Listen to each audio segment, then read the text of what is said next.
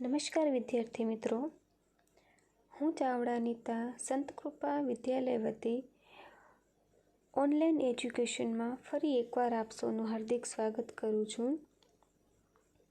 આજનો આપણો એકમ છે એકમ નંબર 24, ઘોડીની સ્વામી ભક્તિ. લેખક છે જોરાવરસિંહ જાદવ અને સાહિત્ય પ્રકાર છે લોકકથા અને સાહિત્ય સંદર્ભ છે લોક સાહિત્યની અશ્વકથાઓ. એટલે કે લેખક જોરાવરસિંહ જાદવ છે, તેમનું એક પુસ્તક છે, કથા સંગ્રહ છે, તેનું નામ છે લોક સાહિત્યની અશ્વકથાઓ. એનામાંથી એક નાનકડી કથા આપણી સમક્ષ રજૂ કરવામાં આવી છે. હવે શીર્ષક જોઈએ તો ઘોડીની સ્વામી ભક્તિ. ઘોડી એટલે કે અશ્વ, બરાબર. એટલે કે જે ઘોડી છે, એક માલિક પ્રત્યેનો પ્રેમ અહીં સરસ મજાનો રજૂ થયો છે કે ઘોડી પોતાના જીવના જોખમે પોતાનો જે માલિક છે તેનો જીવ બચાવે છે. અહીં પ્રાણી પ્રત્યેનો પ્રેમ પણ પ્રસ્તુત થયો છે અને માલિક પ્રત્યેનો જે પ્રેમ છે તે પણ અહીં રજૂ થયો છે. જોરાવરસિંહ જાદવ, જન્મ 10/2/1940. જોરાવરસિંહ દાનુભા જાદવ ધંધુકા તાલુકાના આકરુ ગામના વતની છે. સહકારી સંસ્થાઓમાંથી અધિકારી તરીકે નિવૃત્ત થઈ અમદાવાદમાં રહે છે. તેમણે લોક સાહિત્યના વિવિધ સ્વરૂપોમાં કાર્ય કરેલું છે, સંપાદન કરેલું છે. મરદ કસુંબલ રંગ ચડે આપણા કસબીઓ, મરદાઈ માથા સાટે અને લોકજીવનના મોતી, લોક સંસ્કૃતિમાં પશુઓ, એમના લોકકળા અને લોકજીવનને સ્પર્શતા ગ્રંથો છે.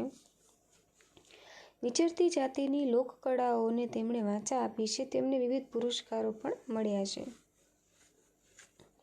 આ લોકકથામાં આંબા પટેલનો અશ્વશોક, અશ્વ એટલે થાય ઘોડો, અશ્વશોક અને અશ્વ પ્રત્યેના સંતાન જેવા વાત્સલ્યનું આલેખન થયું છે.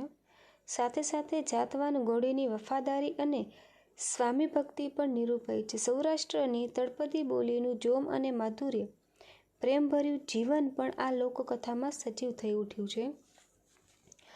માનવ અને પ્રાણીની પરસ્પરની પ્રીતને આ કથા આકર્ષક ઉઠાવ આપે છે.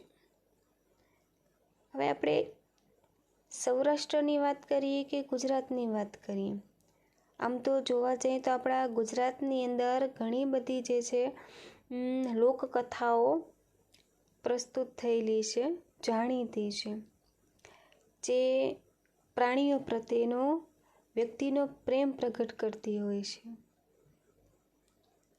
તેની વફાદારી પ્રગટ કરતી હોય છે. દાખલા તરીકે જૂનાગઢનો જે મોણપરી વિસ્તાર છે, તમે 8મામાં કે 7માની અંદર આ વાર્તા પણ ભણી ચૂક્યા છો કે જૂનાગઢની અંદર એક મોણપરી નામનું ગામ છે. ત્યાં માત્રાવાળા દરબાર રહે છે અને તેનો જે મિત્ર હતો, બરાબર, કોણ હતો તેમનો મિત્ર? તો એક સિંહ સાથેની તેની જે મિત્રતા છે એનું સરસ મજાનું વર્ણન કરેલું છે. બીજી એવી કથા છે જે પાટણની છે, બરાબર, અને એની અંદર જે પ્રાણી હતો તે હતો લાલિયો કૂતરો. આમ ઘણી બધી જે સ્વામી પ્રત્યેની જે ભક્તિની વાર્તાઓ આપણે સાંભળી ચૂક્યા છીએ અથવા તો ભણી ચૂક્યા છીએ.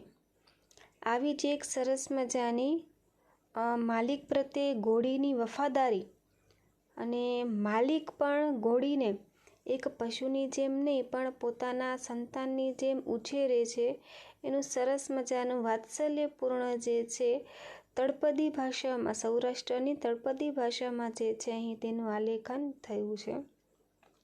તો હવે આપણે પાઠ જોઈએ.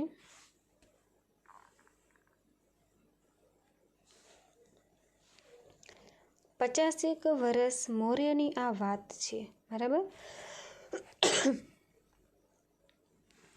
મૌર્ય એટલે થાય પહેલાંની, એટલે કે આ જે વાર્તા છે આશરે 50 વર્ષ પહેલાંની છે. એ વખતે ગોહિલવાડની ધરતીમાંથી, ગોહિલવાડ એટલે કે કાઠિયાવાડ, બરાબર, એટલે કે જે ભાવનગરનો આસપાસનો જે વિસ્તાર છે ને એને ગોહિલવાડ તરીકે ઓળખવામાં આવે છે. એટલે કે આશરે 50 મૌર્ય એટલે કે પહેલાંની આ વાત છે. એ વખતે જે ગોહિલવાડની ધરતીમાંથી આવેલા વાવડી ગામમાં, બરાબર, ગામનું નામ છે વાવડી. શું નામ છે? વાવડી. અને વિસ્તાર કયો છે? તો ગોહિલવાડ. તો ગોહિલવાડ જે છે પહેલાંની સમયની અંદર કયા નામ તરીકે ઓળખાતો હતો? ભાવનગરનું જે આસપાસ છે ને એ ગોહિલવાડ તરીકે એટલે કે કાઠિયાવાડ તરીકે ઓળખાતો. અને તેની બાજુમાં આવેલું છે ગામ જેનું નામ છે વાવડી. તો વાવડી ગામની આજે આપણે કથા જે છે ભણવાના છીએ. વાવડી ગામમાં આંબા વાછાણી પટેલનું ખોરડું મલક આખામાં જાણીતું હતું. વાવડી ગામ છે. હવે ગામની અંદર એક વ્યક્તિ રહે છે જેનું નામ છે આંબા વાછાણી એટલે કે પટેલનું ખોરડું એટલે ઘર મલક આખામાં જાણીતું. મલક એટલે કે આજુબાજુનો જે ક્ષેત્ર હતો ને તે આખા ક્ષેત્રની અંદર જે છે જાણીતું હતું કે તેઓ જે છે પૈસા રીતે કે સદ્ધર હશે કે આર્થિક રીતે સદ્ધર હશે કે ખાનદાની હશે, તો એનું જે ઘર છે આખી નાત આખા ગામની અંદર જે છે પ્રખ્યાત હતું. ગામ અને પરગામના સંધાય એટલે કે બધા. સંધાય એટલે શું થશે કે બધા. ગામ અને પરગામ, પર એટલે કે બીજા ગામના લોકો. સંધાય માનવી એટલે કે માણસો આંબા વાછાણીને આંબા આદા તરીકે બોલાવતા. ખાસ યાદ રાખજો કે જે ગામના અને પરગામના બધા લોકો છે તો જે આંબા પટેલ છે એને કયા નામથી બોલાવે છે? તો આંબા પટેલને આંબા અદા એટલે કે દાદાના નામથી બકોરતા એટલે કે તેમને બોલાવતા, બરાબર. આશરે 50 વર્ષ પહેલાંની વાત છે કે જે ગોહિલવાડ છે એટલે કે ભાવનગરનો આસપાસનો વિસ્તાર છે ત્યાં એક ગામ આવેલું છે. ગામનું નામ છે વાવડી. તો વાવડી ગામની અંદર એક ખોરડું જે છે અલકમલકમાં ખૂબ જ જાણીતું છે, બરાબર, ઓળખાય છે. અને તે ખોરડું કોનું હતું? તો તે ખોરડું હતું આંબા વાછાણીનું એટલે કે આંબા પટેલનું. હવે આંબા પટેલ જે છે એટલા સદ્ધર હતા કે ગામમાં અને પરગામમાં જે છે બધા લોકો તેમને ઓળખતા અને તેમને આંબા અદા એટલે કે દાદાના નામથી બકોરતા એટલે કે બોલાવતા. આંબા પટેલ સમજણા થયા ત્યારથી એમને ઘોડાનો જબરો શોખ વળગેલો.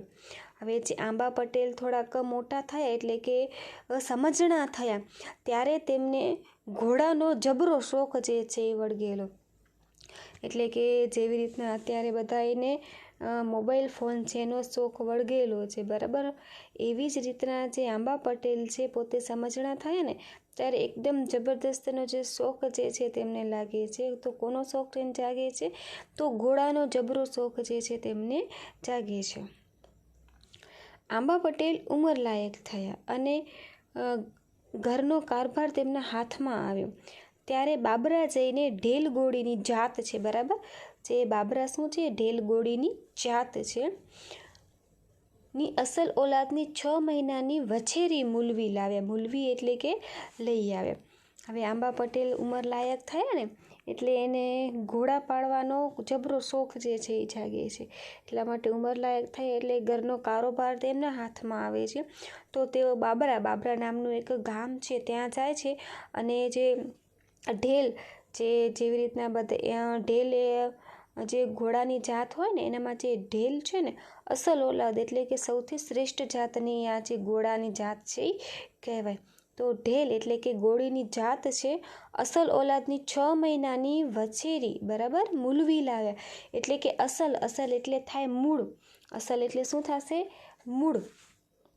તો આંબા પટેલ ઉંમરલાયક થાય છે એટલે તે એક ઘોડીની જાત ઢેલ મૂળ ઓલાદની 6 મહિનાની વછેરી એટલે કે નાની ઘોડીને લઈ આવે છે. કેટલા મહિનાની? 6 મહિનાની. અસલ ઓલાદની 6 મહિનાની ઘોડીને તેઓ લઈ આવે છે. આરસમાંથી કાઢી હોય એવી વછેરીનો જોટો ગોહિલવાડ પંથકમાં જડવો ભારે મુશ્કેલ હતો. બરાબર. કંડારી એટલે કે કોતરવું, એટલે કે આસપાસના વિસ્તારમાં આખા ગોહિલવાડ પંથકમાં તમે જુઓ તો જે વછેરી હતી એની જોટો એટલે કે એની જોડ જે છે એ મળવી મુશ્કેલ હતી. એટલી જબરી જે છે અસલ ઓલાદની જે છે તે ઘોડીની જાત હતી, તેની જોડ આખા પંથકમાં એટલે કે આખા વિસ્તારની અંદર આની જોડ મળવી ઘણે જ મુશ્કેલ હતી.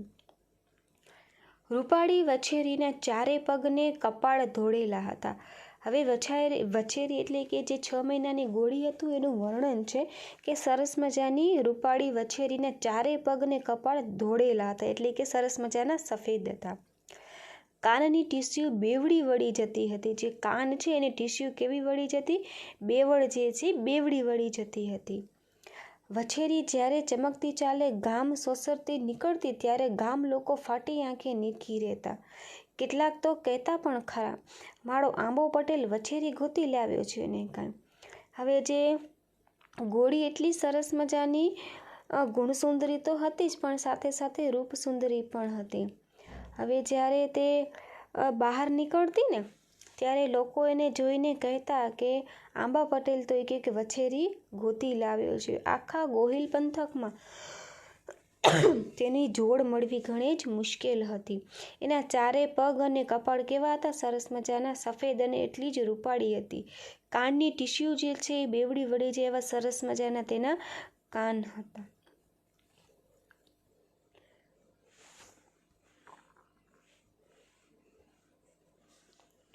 વછેરી જ્યારથી ઘેર આવી ત્યારથી આંબા પટેલ એનું જીવની જેમ જતન કરવા માંડ્યો. જીવની જતન એટલે કે એકદમ પ્રેમપૂર્વક તેને રાખવા માંડ્યા.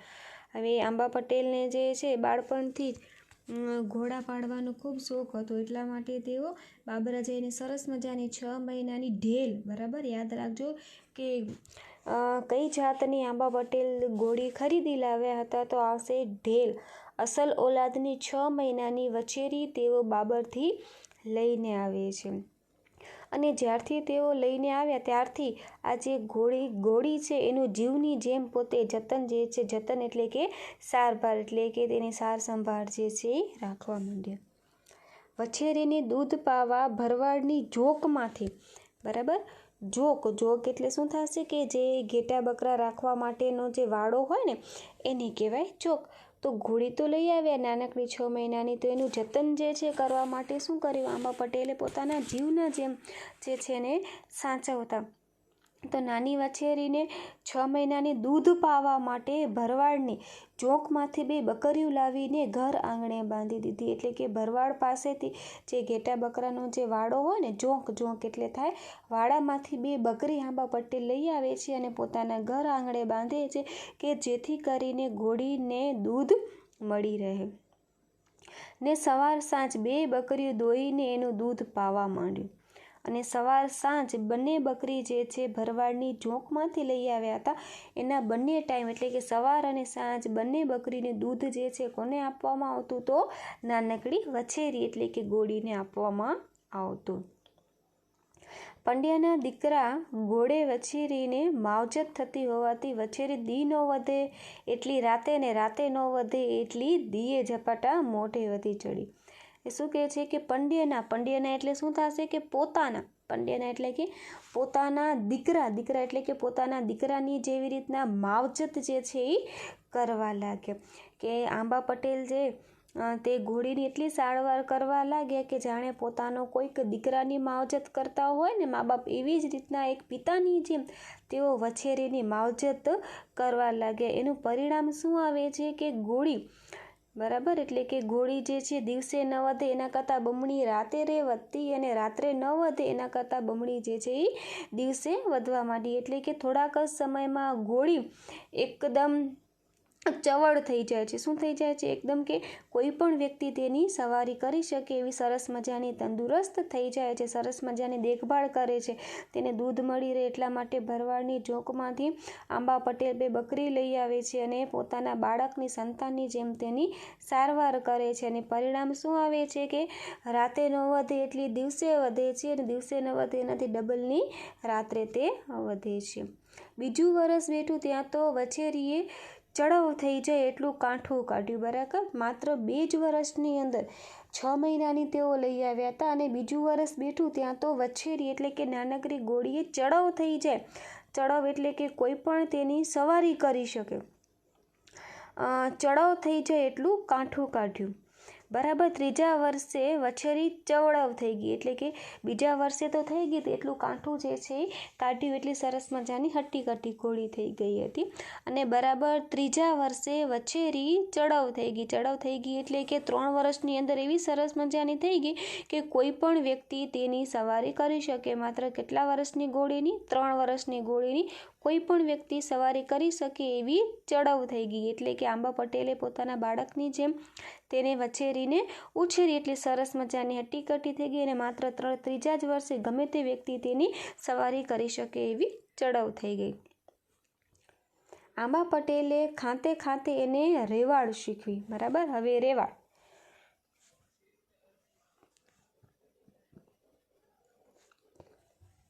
રેવાડ એટલે કે એવી ચાલ કે ઉછળે નહીં પણ એનો જે વેગ જે છે ને એ સારો હોય એને કહેવાય રેવાડવાળી ચાલ જે છે એ તેમને શીખવે છે. હવે દેખભાળનું પરિણામ એ આવે કે ઘોડી 3 જ વર્ષમાં શું થઈ ગઈ? ચડાવ થઈ ગઈ. ચડાવ એટલે કે કોઈ પણ તેની સવારી કરી શકે. અને આંબા પટેલે ખાતે ખાતે એટલે કે ધીમે ધીમે તેને કઈ ચાલ શીખવી હતી? તો રેવાડ ચાલ જે છે શીખવી હતી. રેવાડનો અર્થ શું થાય? તો રેવાડ એટલે કે કોઈ પણ વ્યક્તિ તેના ઉપર બેઠું હોય તો એ વ્યક્તિ ઉછળે નહીં પણ સરસ મજાની વેગથી એટલે કે ઝડપથી ઘોડી તેને લઈ જઈ શકે એને કહેવાય રેવાડ. એવી ચાલ પર તેને શીખવી હતી. અસલ ઓલાદની વછેરી તો માના કાંઠામાંથી, કાંઠું એટલે થાય ગર્ભ. હવે અસલ ઓલાદની વછેરી તો માના કાંઠામાંથી જ સંતુએ શીખીને અવતરી હોય છે. બરાબર, ઊંચી ઓલાદની હતી જેવા જે છે કૂવામાં હોય તો અવાડામાં આવે એવી જ રીતના જે છે કે અસલ ઓલાદની વછેરી હતી. બરાબર, એટલા માટે તેની માતાના કોઠામાંથી એના માના ગર્ભમાંથી સંધુએ એટલે થશે કે બધું શીખીને અવતરી એટલે કે તે જન્મી હતી. એટલે કે લગભગ સુધી તેને વધારે કંઈ શીખવવાની જરૂર પડી હતી નહીં. રેવાડ તો બસ એની બાપની જ. માથે બેઠેલો અસવાર હાથમાં દૂધની ટબુડી લઈને મોટી રેવાડમાં 5 ગાઉની ભો વયો જાય તો દૂધનું ટીપું હેઠું ન પડવા દે. સરસ મજાની એવી રેવાડ આંબા પટેલ એને શીખવી હતી. રેવાડ કોને કહેવાય? કે ઉછળે પણ નહીં અને સરસ મજાની ઝડપથી ઘોડી સવારી કરી શકાય. તો રેવાડ પણ એટલી સરસ મજાની કે એની ઉપર જે બેઠેલો જે અસવાર હોય ને, અસવાર કોને કહેવાય? કે જે ઘોડાને ચલાવનાર હોય એ વ્યક્તિને કહેવાય અસવાર. તો અસવારના હાથમાં આપણે દૂધની ટપુડી એટલે કે નાનકડું વાસણ દઈએ ને તો ઘોડીની સવારી કરતાં કરતાં રેવાડની સવારી કરતાં કરતાં 5 ગાઉ સુધી જો એની સવારી કરે તો એ ટબુડીમાંથી જે છે વાસણમાંથી એક પણ દૂધનું ટીપું ઢોળાય નહીં. એવી સરસ મજાની રેવાડ કોને આવડતી હતી? તો એ સરસ મજાની રેવાડ જે છે વછેરીને આવડતી હતી. કોને શીખવી હતી? તો તેને આંબા પટેલે આ રેવાડ શીખવી હતી.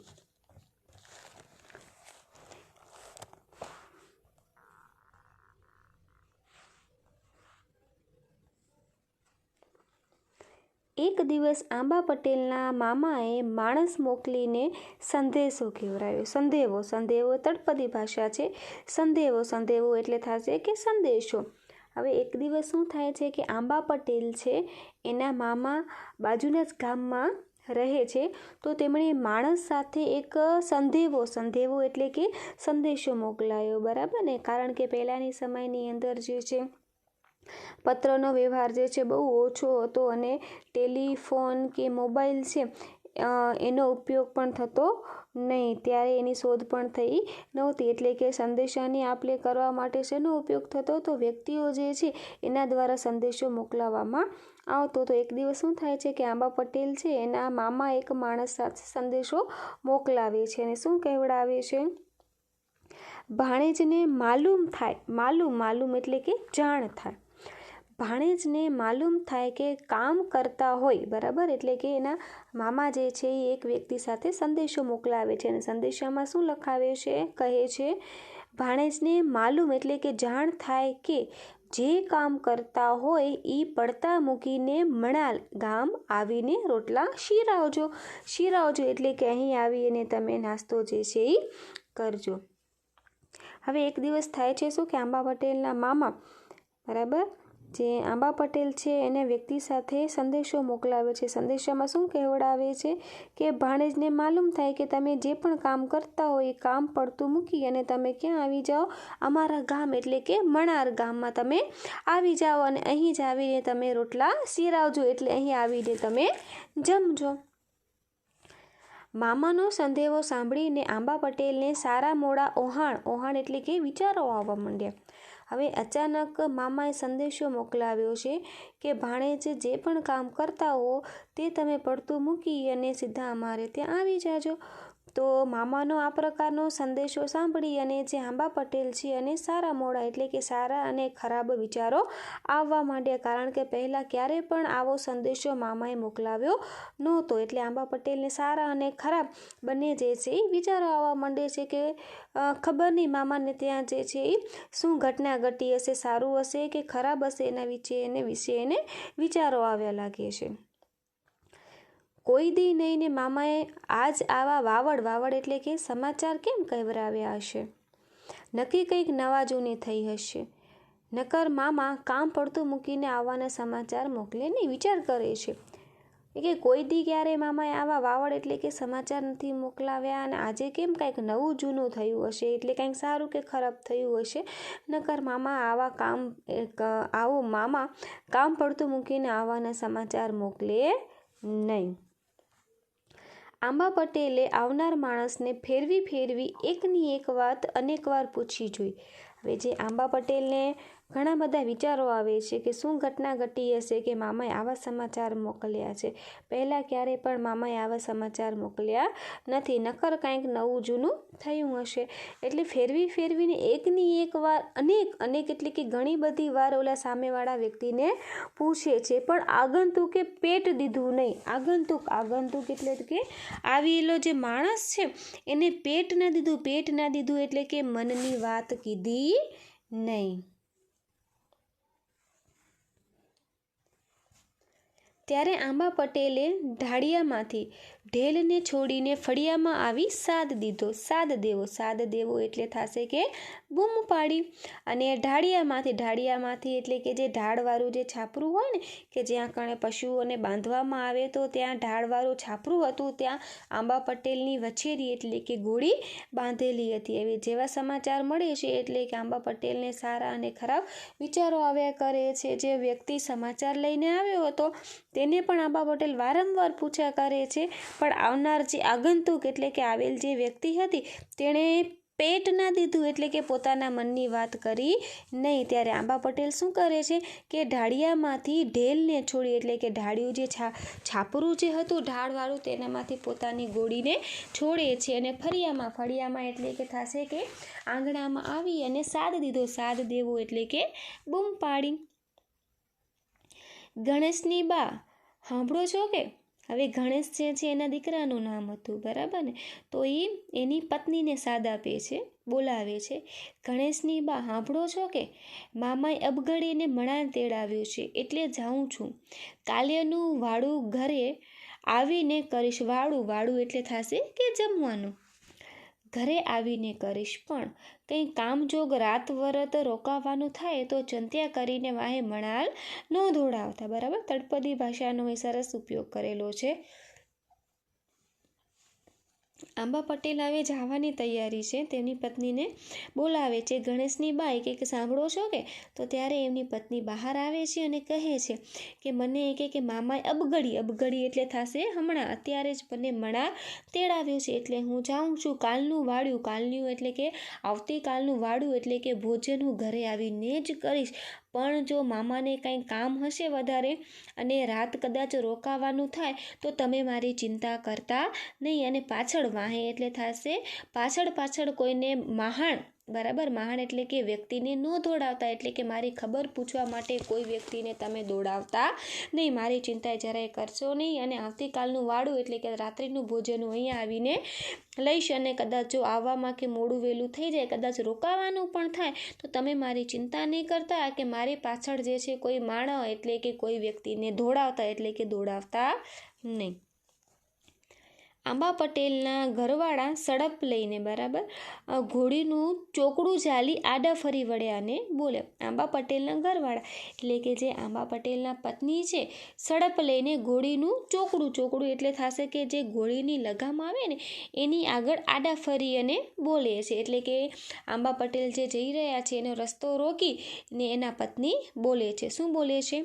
અટાણે એટલે થશે અત્યારે. અહુર વેળાએ જવા નીકળ્યા છો. અહુર એટલે કે અત્યારે જે સમય જે છે કેવું છે? અહુર એટલે કે અપશકુનિયાળનો અત્યારનો સમય છે, તમે અત્યારે જાઓ છો. પણ મારું મન પાછું પડે છે. એટલે પત્ની કહે છે તમે અત્યારે જાઓ છો, મારું મન માનતું નથી. ભલા થઈને હવારે મોહુજણુમાં જાઓ તો. મોહુજણું એટલે થશે કે સવારનો એવો સમય કે જ્યારે થોડુંક આપણે મોઢું જોઈ શકાય એવો સમય. તો અત્યારે રાત્રિનો સમય છે, તો આંબા પટેલ રાત્રિના સમયે નીકળે છે. એટલે એના પત્ની આડા ઊભે છે અને તેને રોકવાનો પ્રયત્ન કરે છે કે અત્યારે તમે જાઓ નહીં, મારા મનમાં જે છે ચિંતા થાય છે. તમે કે આવતીકાલે મોહુજણું થાય એટલે કે મોસૂંજણું થાય ત્યારે તમે નીકળી જજો. એક રાતમાં શું ખાટું મોડું થઈ જવાનું છે? ખાટું મોડું એટલે કે બગડી જવું. એના પત્ની સમજાવે છે કે તમે કાલે સવારના મોસૂંજણું થાય એટલે તમે જાજો, અત્યારે તમારે જવું નથી, મારું મન જે છે એ માનતું નથી. એક રાતમાં શું ખાટું મોડું થઈ જવાનું છે? એક રાતમાં શું બગડી જવાનું છે? કે એક રાતમાં શું ફરક પડવાનો છે? આડી શેત્રુંજી નદી પડી છે અને રસ્તામાં શું છે? આ એક શેત્રુંજી નદી પણ આવે છે અને પેલે પાર તેના મામા જે મણાલ છે એ ગામ આવે છે મામાનું. અને સોમાહાનો દી છે. સોમાહો એટલે કે શું થશે કે ચોમાસાનો દિવસ છે, બરાબર. ચોમાસાની ઋતુ ચાલી રહી છે અને વચ્ચે શું આવે છે? શેત્રુંજી મોટી નદી પણ આવી રહી છે. એટલે એની પત્નીનું મન માનતું નથી. એમ કે છે તમે આવતીકાલે સવારના જાજો. ચોમાસાનો દી છે ને પાણી બાણી આવ્યું હશે તો, બરાબર. આવ્યું એટલે કે આવ્યું હશે તો તમને હુરમત એટલે કે તમને તો તમારી કે આબરૂ સાચવવી છે. વન્યા નહીં રહો. વન્યા એટલે કે જવા વગર તમે રહેશો નહીં. અમને ઉપાધિનો પાર કરાવી મૂકશો. એટલે ઉપાધિનો પાર એટલે કે તમે અમને મુશ્કેલીમાં નાખી દેશો. એની પત્ની એને સમજાવે છે કે અત્યારે રાત્રિના સમયે તમારે જવું નથી, મારું મન જે છે માનતું નથી. આવતીકાલે મોસૂંજણું થાય એટલે તમે જાજો. એક રાતમાં કાંઈ ખાટું મોડું નથી થઈ જવાનું, એટલે કાંઈ પણ ફરક પડશે નહીં, કાંઈ બગડી જવાનું નથી. ચોમાસાના દિવસો ચાલી રહ્યા છે અને વચ્ચે કઈ નદી આવે છે? તો વચ્ચે શેત્રુંજી નદી આવે છે અને એમાં પાણી બાણી આવ્યું હશે તો કદાચ કે તમે અમને ઉપાધિ કરાવશો એટલે કે મુશ્કેલીમાં નાખશો. તમને તો માત્ર શું કરવી છે? હુરમત એટલે કે તમને તમારી માત્ર આબરૂ સાચવવી છે. ચલો હવે આગળનો પાઠ આપણે આગળના ભાગમાં જોઈશું.